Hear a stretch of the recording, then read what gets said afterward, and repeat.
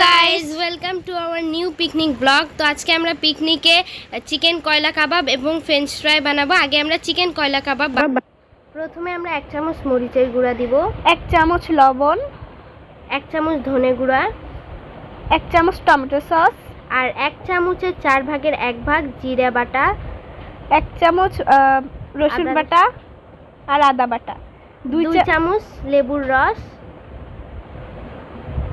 এরপর দিয়ে দিব 4 চামচ টক দই, এরপর দিয়ে দিব 1 চামচ সরিষার তেল। এরপর আমরা পুরোটা মিক্সড করব। এরপর এর মধ্যে চিকেনগুলা দিয়ে এটাকে কিছুক্ষণ ধরে ম্যারিনেট করে রেখে আমরা আমাদের এই যেটার উপর আমরা দিব শিকের মধ্যে ঢুকিয়ে নিব। আমরা এখানে শিকের মধ্যে ঢুকিয়ে কলার উপরে দিয়ে দিচ্ছি।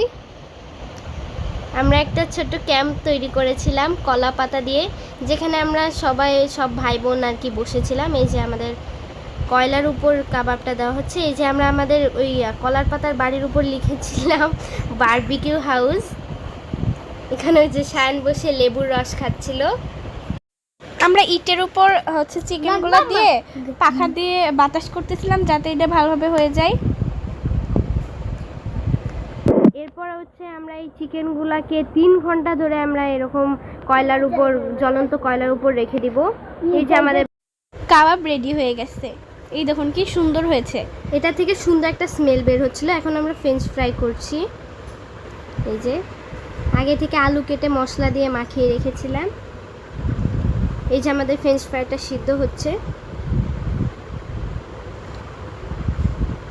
এটা থেকেও অনেক সুন্দর একটা স্মেল বের হচ্ছিল আর কি।